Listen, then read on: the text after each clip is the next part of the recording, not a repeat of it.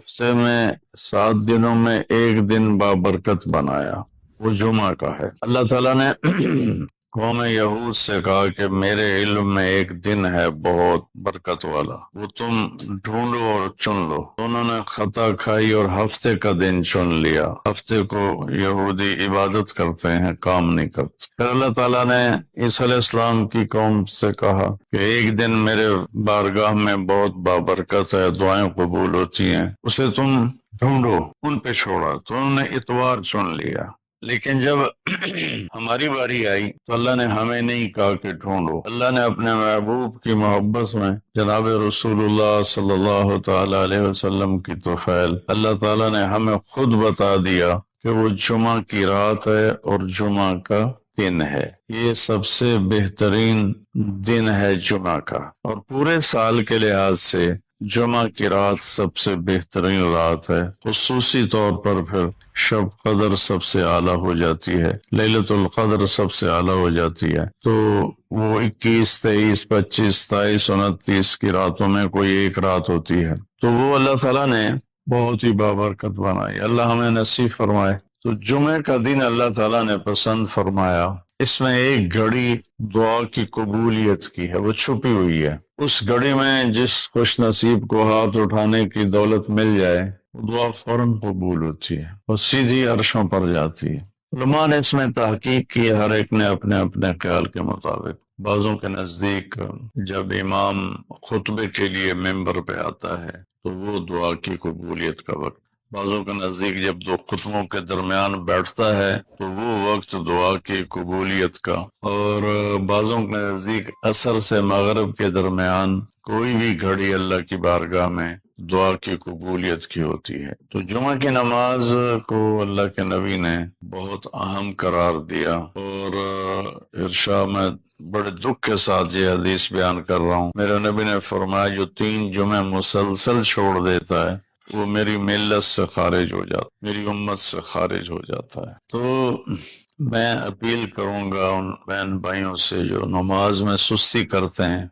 कम से कम जुमा जरूर पढ़ लिया करें। औरतों पे जुमा फर्ज नहीं है, मर्दों पे फर्ज है। मैं कहा करता हूँ, जो दोस्त मिलते हैं ये नमाज नहीं पढ़ी जाती, तो मैं उनसे कहता हूँ एक नमाज 5 में से तय कर लो और एक जुमा तय कर दो, 2 नमाजें शुरू कर दो। जिसने भी इस पे अमल किया वो 5 वक्त का नमाजी बन गया। कि नमाज के बाद जुमा से जुमा तक के जितने गुनाह होते हैं वो अल्लाह ताला माफ फरमा देते हैं, और जो जितनी जल्दी जाके बैठता है इमाम का खुतबा सुनने के लिए उसको उतना ज्यादा अजर मिलता है। तो आज रमजान का पहला जुमा है कि हम इसका एहतमाम करें। रमजानुल मुबारक में जंग बदर हुई, 17 रमजान जुमे का दिन, और अल्लाह ने क़यामत को भी जो कायम करना है जुमे का दिन।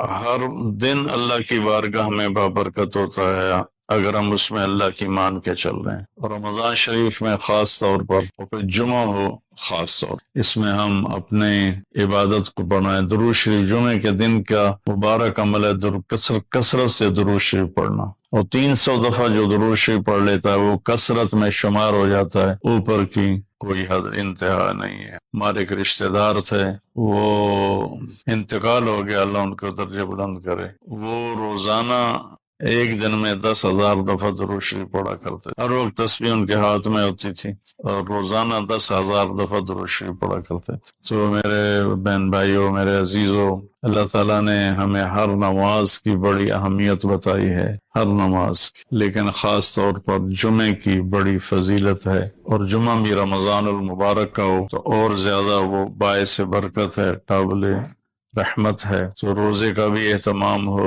और सारी नमाजों का एहतमाम फरमाएं। कोई बाजमात पढ़ने की कोशिश करें, कोई जमात से रह जाए तो फिर उसको छोड़े नहीं, उसे जरूर पढ़ लें। कि नमाज की अल्लाह ताला ने जितनी ताकीद कुरान में की है और किसी की इतनी ताकीद नहीं की। और अल्लाह ताला ने 10 दफा अकीमुस्सला अकीमुस्सला अकीमुस्सला व आतुज़्ज़का, तो 10-12 दफा अल्लाह ने कुरान में बराह रास्त हुक्म किया अकीमुस्सला व आतुज़्ज़का। और उधर अल्लाह पाक की रहमत के दरवाजे खुले हुए हैं। अल्लाह का अर्श पहले आसमान पर है, जन्नत के दरवाजे खुल चुके हैं, جہنم کے دروازے بند ہو چکے ہیں۔ اور میرے نبی کا فرمان ہے کہ اگر میری امت کو پتہ چل جائے رمضان کیا ہے تو تمنا کریں گے کہ سارا سال ہی رمضان ہو، اتنی اللہ کی رحمت ہوتی۔ اللہ نے فضل فرمایا، صرف ایک مہینے کے لیے ہمیں اللہ تعالیٰ نے اس کا پابند کیا۔ تو میرے بھائی بہنوں، اس مہینے کو قیمتی بناؤ۔ کسی سے ہم لڑے ہوئے ہیں، ہم صلح کر لیں۔ مرنے والے سے پوچھو کہ لڑائی کا کیا نقصان ہوتا ہے۔ مرنے والے سے پوچھو دنیا کی دوڑ کا کیا نقصان ہوتا ہے۔ مرنے والے سے پوچھو ماں باپ کی نافرمانی کا کیا انجام ہوتا ہے۔ امام بخاری رحمۃ اللہ علیہ نے ایک واقعہ نقل کیا ہے کہ ایک گاؤں میں ایک نوجوان کو دفن کیا گیا، تو عصر کے بعد اس کی قبر پھٹتی اور وہ قبر سے نکلتا، اور اس کا چہرہ گدھے کا ہوتا تھا، اور وہ 3 دفعہ گدھے کی آواز نکالتا تھا، پھر وہ قبر میں گرتا تھا، قبر مل جاتی تھی۔ تو لوگوں نے اس کی ماں سے پوچھا کہ یہ کیا چکر ہے؟ تو اس کی ماں نے بتایا کہ شرابی تھا، شراب پیتا تھا، تو میں اسے روکتی تھی نہ پیا کر، تو آگے مجھے کہتا تو کیا گدھے کی طرح آوازیں نکالتی رہتی ہے، مجھے نہ سنایا کرو۔ تو اللہ تعالیٰ نے تھوڑا سا اس کا انجام دکھا دیا کہ ماں باپ کو اس طرح تکلیف دینے سے کیا ہوتا ہے۔ تو بھائیو، ایک تم نماز کو زندہ کریں۔ میرے نبی نے کہا جعلت قرۃ عینی فی الصلاۃ، نماز روزے سے بڑا فرض ہے، میری آنکھوں کی ٹھنڈک نماز میں ہے۔ اور جب آپ دنیا سے تشریف لے جا رہے تھے تو آپ نے پورے دین کو 2 لفظوں میں بیان کیا، ایک ہے حقوق اللہ، ایک ہے حقوق العباد، اور ایک ہے بندگی اور ایک ہے معاشرت۔ تو آپ نے فرمایا الصلاۃ، جب آپ دنیا سے تشریف لے جا رہے تھے آپ نے حضرت اما عائشہ رضی اللہ عنہا علیہ السلام کے سینے پر یوں سر رکھا ہوا تھا، اس طرح کر ایسے، اور اما عائشہ نے آپ کو سہارا دیا ہوا تھا، اپنے سینے پر لٹایا ہوا تھا۔ تو آپ فرما رہے تھے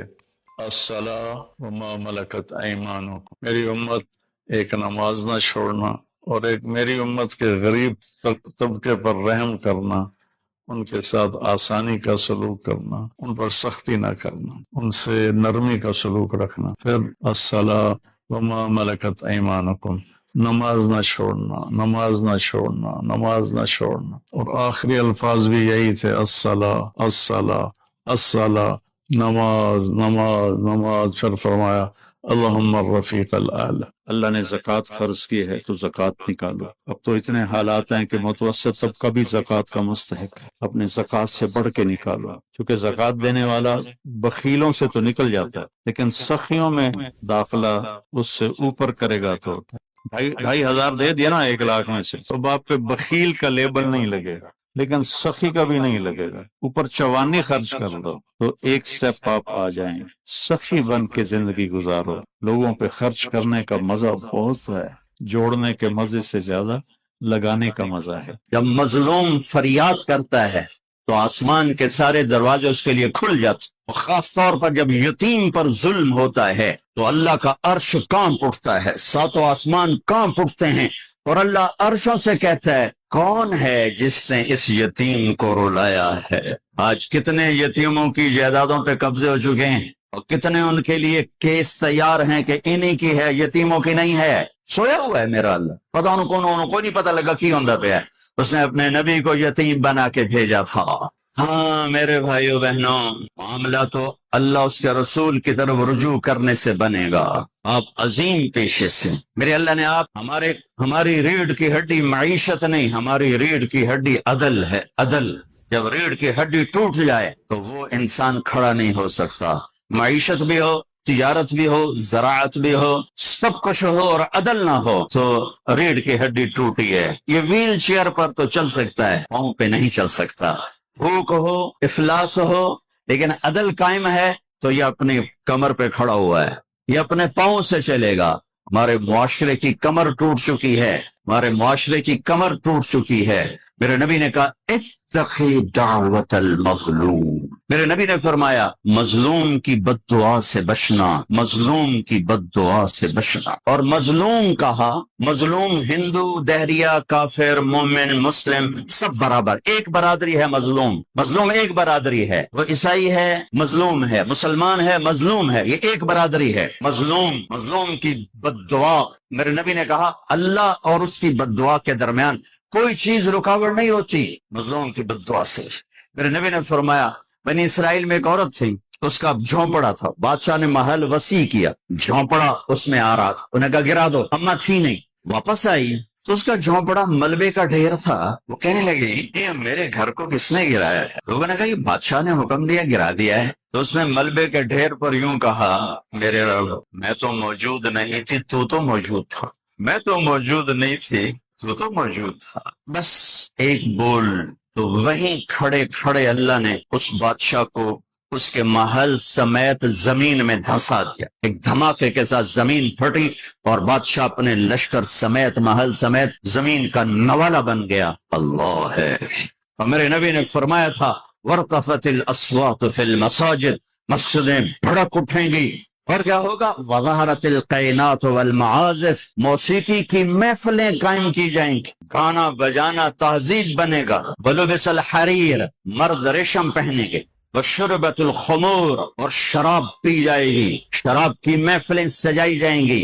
وَلَانَ آخِرُ هَذِهِ الْأُمَّةِ أَوَّلَهَا، اور آج کے لوگ پہلے لوگوں کو بے وقوف کہیں گے، جاہل کہیں گے، ان پڑھ کہیں گے کہ جب میری امت یہ کام کرے گی فَلْيَرْتَقِبُوا عِنْدَ ذَلِكَ رِيحًا حَمْرَاءَ، پھر موسم کے تیور بدل جائے، زمین بھی تیور بدل رہی ہے، فلک بھی آنکھیں دکھا رہا ہے، پھر ہوائیں پاگل ہو جائیں گی، بجلیاں کڑکنے لگیں گی، بے موسم کی بارشیں، فصلات کیا انسان بھی بہا کے لے جائیں گے، وَخَسْفًا وَقَذْفًا، اور زلزلے آئیں گے اور آسمان سے اللہ کی ناراضگی کے دروازے کھولیں گے، جیسے تسبیح کا دھاگا ٹوٹتا ہے اور دانے ٹپ ٹپ ٹپ ٹپ ٹپ ٹپ ٹپ ٹپ زمین پہ گرتے ہیں، اس طرح اللہ کی ناراضگی کی نشانیاں اوپر نیچے اوپر نیچے اوپر نیچے آتی رہیں گی آتی رہیں گی آتی رہیں گی، یہاں تک کہ تم لوٹو اپنے اللہ کی طرف، واپس جاؤ اپنے اللہ کی طرف۔ میرے بھائی بہنوں، اب بڑے عالی شان پیشے سے ہیں، عدل عدل۔ وَوَضَعَ الْمِيزَانَ، پہلے اللہ نے کہا میرا عدل دیکھو، وَوَضَعَ الْمِيزَانَ، پہلے میرا عدل دیکھو، اس کائنات کو اتنے عدل کے ساتھ چلا رہا ہوں کہ 1 ملی میٹر کی گنجائش کوئی نہیں دائیں بائیں ہونے کی، اور 1 سیکنڈ کی گنجائش کوئی نہیں آگے پیچھے ہونے کی۔ یہ زمین، ایک مثال دیتا ہوں، وَوَضَعَ الْمِيزَانَ کی ایک مثال دیتا ہوں، ہماری زمین 24,000 کلومیٹر گولائی میں ہے، یہ ہر 1 سیکنڈ میں سورج سے 2.5 ملی میٹر، سینٹی میٹر نہیں، 2.5 ملی میٹر سورج سے دور ہو جاتی ہے، 3 مائکرو میٹر کا فرق پڑ جائے، یہ 3.5 کی 2.5 کی بجائے یہ 2.8 ہو جائے، 2.8 ہو گئے، یا یہ 2.2 ہو جائے، 3 مائکرو میٹر زیادہ ہو جائے یا کم ہو جائے، تو چند ہفتوں میں یہ سارا ہمارا جو سولر سسٹم ہے یہ تباہ ہو جائے، تباہ ہو جائے۔ 2.5 نہیں، 2.8 2.8 ملی میٹر یہ سورج سے دور ہوتی ہے، یہ 3.1 ہو جائے یا 2.5 ہو جائے تو یہ ہمارا سارا سولر سسٹم تباہ ہو جائے گا۔ وَوَضَعَ الْمِيزَانَ، اپنے رب کا ترازو دیکھو، اللہ تطغوا فی المیزان۔ اب تمہیں کہہ رہا ہوں تم بھی اپنے ترازو کو صحیح تولنا، قلم کو صحیح چلانا، فیصلوں کو صحیح کرنا، ورنہ جیسے زمین ذرا سا ادھر ادھر ہو تو کائنات تباہ ہو جائے گی، جب تم عدل کے ترازو سے ذرا ادھر ادھر ہو گئے تو سارا معاشرہ تباہ و برباد ہو جائے گا۔ اس امت کو اللہ نے یہ فضیلت بخشی ہے کہ انہوں نے اپنی کتاب کی حفاظت کی، اور اس کی ابتدا اللہ نے سورہ فاتحہ سے فرمائی۔ تو سورہ فاتحہ جبریل لے کر نہیں آئے، جبریل آپ کے پاس بیٹھے تھے، تو ایک دھماکہ ہوا، تو آپ نے فرمایا یہ کیا دھماکہ ہے؟ کہ یا رسول اللہ آج ایک دروازہ کھلا ہے جو پہلے کبھی نہیں کھلا، اور آج ایک فرشتہ آ رہا ہے جو آج تک زمین پہ نہیں آیا، اور ایک کلام لے کر آ رہا ہے جو آج تک کسی نبی پر نہیں آیا۔ تو وہ فرشتہ حاضر ہوا اور آپ کو 2 کلام پیش کیے، ایک سورۃ فاتحہ اور ایک سورہ بقرہ کا آخری رکوع، آمن الرسول سے لے کر آخر تک۔ ابشر بنورین، آپ کو 2 نوروں کی بشارت ہو، سورۃ فاتحہ اور سورہ بقرہ کا آخر رکوع۔ تو ہم تھوڑی سی بات سورہ فاتحہ پر کریں گے کہ میرے نبی نے فرمایا اوتیت المثانیہ مکان التورات والمائدہ مکان الانجیل والحوامیم مکان الزبور وفضلت بالمفصلات۔ سب سے بڑی کتاب تورات، اٹھانا بھی مشکل تھا، اتنی بڑی کتاب۔ میرے نبی نے کہا اللہ نے مجھے تورات کے بدلے میں سورہ فاتحہ دی، اور انجیل کے بدلے مجھے اللہ تعالیٰ نے سورہ مائدہ دے دی۔ حوامیم یعنی حامیم سے 7 سورتیں شروع ہوتی ہیں، 26ویں پارے سے وہ 25ویں پارے سے 24ویں پارے سے وہ شروع ہوتی ہیں اور 28ویں تک غالباً جاتی ہیں۔ 7 صورتیں کٹھی، حامیم حامیم حامیم حامیم۔ تو زبور کے بدلے اللہ نے مجھے حامیم عطا فرمائی، اور باقی قرآن کے ذریعے سے مجھے عزت اور فضیلت عطا فرمائی۔ فاتحہ امام رازی رحمۃ اللہ علیہ خطبہ میں فرمانے لگے کہ اس سے 10,000 مسائل نکلتے ہیں، تو بعض لوگوں نے ان کا مذاق اڑایا۔ وہ مذاق اڑانا تفسیر رازی کا سبب بنا، تفسیر کبیر کا، کہ فرمایا کہ جب انہوں نے میرا مذاق اڑایا تو میں نے اللہ کا نام لے کر قلم اٹھایا اور میں نے لکھنا شروع کیا۔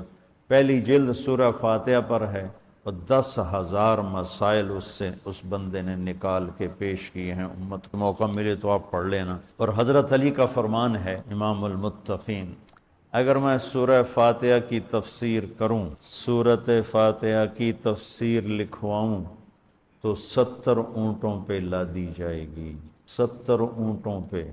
یہ خالی دعویٰ نہیں تھا۔ ایک حدیث اور سنو۔ ایک دفعہ عشاء کی نماز پڑھا کے تشریف فرما ہوئے، آؤ آج میں تمہیں سورہ فاتحہ کی تفسیر سناؤں۔ شروع کرتے ہیں بسم اللہ سے، اور بسم اللہ کی با سے شروع کرتے ہیں۔ عربی میں تو حروف کا بھی مطلب ہوتا ہے نا۔ با کا مطلب بیان کرنا شروع کیا اور فجر کی اذان ہو گئی، بات چل رہی تھی۔ ہم نے تو تم نے تو شاید وہ کتاب دیکھی نہیں، وہ شرح میت عامل الباء للالصاق مررت بزید، ہمیں تو بس اتنا ہی آتا ہے۔ یا حرف جر ہے، باؤ تاؤ کاف و لام و واؤ منز و مزخلا رب حاش من عدا حتی، کیا ہے حتی الہ، وہ جو میر زبانی یاد کی تھی۔ تو سورۃ فاتحہ سارے آسمانی کلاموں کا، جتنے آسمان سے کلام اترے، کتابیں اتریں، اس کا خلاصہ ہے قرآن، اور قرآن کا خلاصہ ہے سورۃ فاتحہ، اور سورۃ فاتحہ کا خلاصہ ہے ایاک نعبد و ایاک نستعین۔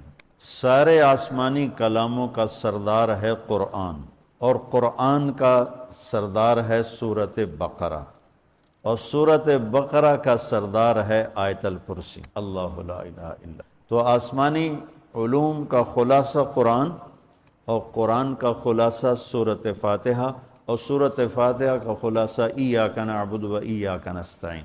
یا اللہ صرف تیری بندگی، یا اللہ صرف تجھ سے مدد، ایاک سارے طرفوں سے، وَإِذَا سَأَلْتَ فَاسْأَلِ اللَّهِ وَإِذَا اسْتَعَنْتَ فَاسْتَعِنْ بِاللَّهِ ایاک، کہ یا اللہ صرف تیری بندگی، اور یا اللہ صرف تجھی سے، تیرے آگے جھولی بھر، دنیا بھی اسی سے مانگنی ہے اور آخرت بھی اسی سے مانگنی۔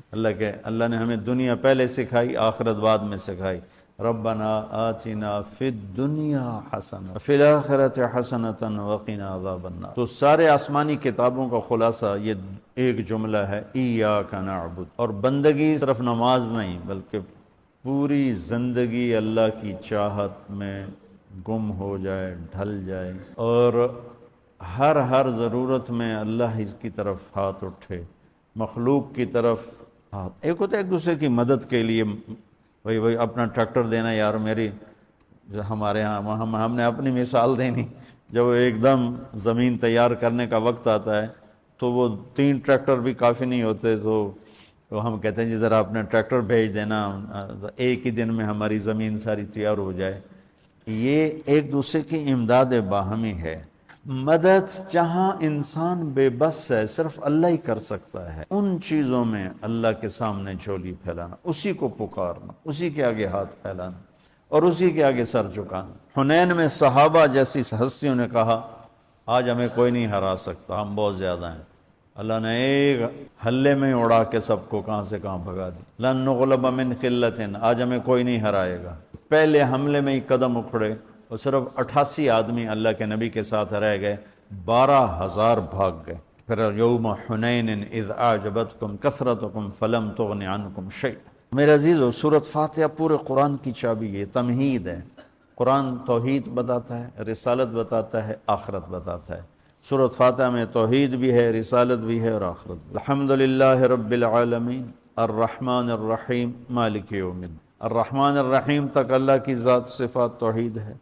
مالک یوم الدین جزا، سزا اور آخرت ہے۔ ایاک نعبد و ایاک نستعین، یہ مقصد زندگی ہے۔ اہدنا الصراط المستقیم، یہ طلب ہے زندگی کی، سب سے بڑی طلب ہدایت ہے۔ الصراط الذین انعمت علیہم، یہ رسالت کہ جن پر تیرا انعام ہوا۔ اولئک مع الذین انعم اللہ علیہم من النبیین والصدیقین والشہداء والصالحین وحسن اولئک رفیقا۔ تو سورۃ فاتحہ کو مجھے کوئی یاد پڑتا ہے، ایک دفعہ میں کہیں پڑھا تھا کہ اللہ اپنی ذات کو اتنے خوبصورت انداز میں بیان کرتا ہے، الحمدللہ رب العالمین الرحمن الرحیم مالک یوم الدین۔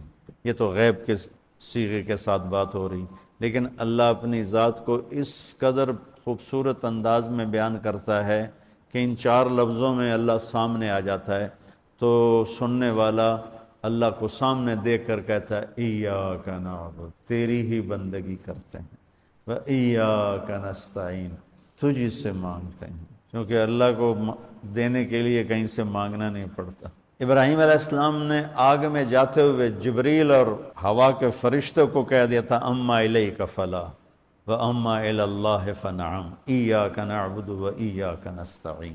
اللہ تعالیٰ نے اپنی ذات کو اس خوبصورت انداز میں پیش کیا کہ جیسے ہم اللہ کو دیکھ کر کہہ رہے ہیں ایاک نعبد وایاک نستعین، یا اللہ صرف تیری بندگی کریں گے، یہ سر اور کہیں نہیں جھک، اور یا اللہ صرف تجھ سے مانگیں گے اور کسی سے نہیں مانگیں۔ وہ میں نے پہلے ایک مثال سے بتا دیا، یہ استعانت بالغیر نہیں ہے، بھائی مجھے قرض چاہیے اب مجھے 1,00,000 روپیہ دے دیں، یہ اس میں نہیں آتا ہے۔ میرے نبی قرضہ اٹھاتے تھے، میرے نبی نے جنگ کے لیے تلوار اٹھائی، زرہ پہنی۔ اسباب کی دنیا ہے، اسباب کا اختیار کرنا اور چیز ہے، اور جن چیزوں میں اللہ کے سوا کوئی کرنے والا نہیں، وہ لوگوں کے سامنے ہاتھ پھیلا دینا۔ استعانت صرف اللہ سے۔ اگر آپ نماز کی عادت ڈال لو نا، ہر حاجت میں مصلی پہ آ جاؤ، پھر آپ کو ایاک نستعین کا مزہ آئے۔ اپنی حاجت نماز کے ذریعے اللہ کے سامنے رکھو۔ ایک بدو طواف کر رہا تھا، یا اللہ تجھے پتہ ہے نا میں بھی بھوکا ہوں اور میری اونٹنی بھی بھوکی ہے، اور مجھے کھانے کو میرے بچے بھی بھوکے اور میں بھی بھوکا۔ ایک آدمی ساتھ سن رہا تھا، تو اس نے جلدی سے اپنے تھیلی نکالی درہموں کی، کہ میرے بھائی قبول فرما، کا پیچھے ہٹ، تو اس سے لینا ہوتا تو اس کے گھر میں آتا، جس کے گھر آیا ہوں اسی سے لینا، چل چل۔ مجھے طواف سے فارغ ہوا ہے تو اعلان ہوا فلاں ابن فلاں کہاں ہے، تو یہ خود تھے، کہا جی میں ہوں۔ کہا آپ کے چچا کا انتقال ہوا ہے، تو انہوں نے اپنی ساری وراثت آپ کے نام کر دی ہے، چونکہ ان کی اولاد کوئی نہیں تھی۔ 1 منٹ میں اللہ تعالیٰ نے قبول فرمائی۔ ہشام بن عبد الملک اور سالم بن عبداللہ بن عمر بیت اللہ کا طواف فرما رہے تھے، تو ہشام نے کہا سالم کوئی ضرورت تو بتاؤ۔ وہ کہنے لگے اللہ کے گھر میں ہو کر میں اللہ کو نہ بتاؤں تمہیں بتاؤں، کتنے شرم کی بات۔ تو ہشام چپ ہو گیا۔ ہشام بادشاہ تھا بنو امیہ کا۔ جب دونوں باہر نکلے تو ہشام نے کہا اچھا اب تو بولیے، کوئی ضرورت بتائیں۔ تو سالم بن عبداللہ بن عمر، حضرت عمر کے پوتے، کہنے لگے کیا بتاؤں، دنیا کی یا آخرت کی؟ وہ کہنے لگا دنیا کی بتاؤ، آخرت کی میں کیا پوری کروں گا؟ تو وہ کہنے لگے دنیا تو کبھی اللہ سے نہیں مانگی، تجھ سے کیا مانگا؟ ما سألت من یملکھا فکیف من لا یملکھا، جو دنیا کا شہنشاہ ہے، دنیا تو اس سے کبھی نہیں مانگی، تم سے کیا مانگوں گا؟ تو میرے عزیزو، سارے قرآن کا خلاصہ یہ 2 لفظ ہیں، ایاک نعبد۔ امت اللہ کے سامنے سر جھکات، ہر حرام چھوڑ دے، ہر حلال پہ آ جائے۔ بندگی صرف نماز نہیں ہے، بازار کی بندگی کیا ہے؟ سچائی، ناپ تول کا پورا ہونا، وعدے کا وفا کرنا، کھوٹ ملاوٹ سے بچنا، یہ بازار کی عبادت ہے۔ اقتدار کی عبادت کیا ہے؟ ظلم سے بچنا، اپنی طاقت سے کسی پہ ظلم نہ کرنا، انصاف کو ہاتھ سے نہ جانے دینا۔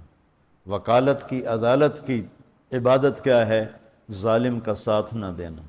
سیاست کی عدالت کی عبادت کیا ہے؟ دنیاوی مفاد نہ اٹھانا کہ قومی مفاد کے لیے اپنے آپ کو پیش کرنا۔ گھر کی بندگی کیا ہے؟ ماں باپ ہیں تو ان کی آنکھوں کی ٹھنڈک بن، بیوی ہے تو اس کے دامن کو خوشیوں سے بھرنا، اولاد ہے تو ان کو ایسی محبت دینا جیسے میرے نبی حسنین کو دے کر گئے تھے۔ یہ اس طرح عبادت پھیلی ہوئی ہے۔ بہن بھائی ہیں تو ان کے ساتھ شیر و شکر ہو کے رہنا، ان کی کمیاں زیادتیوں سے درگزر کرنا۔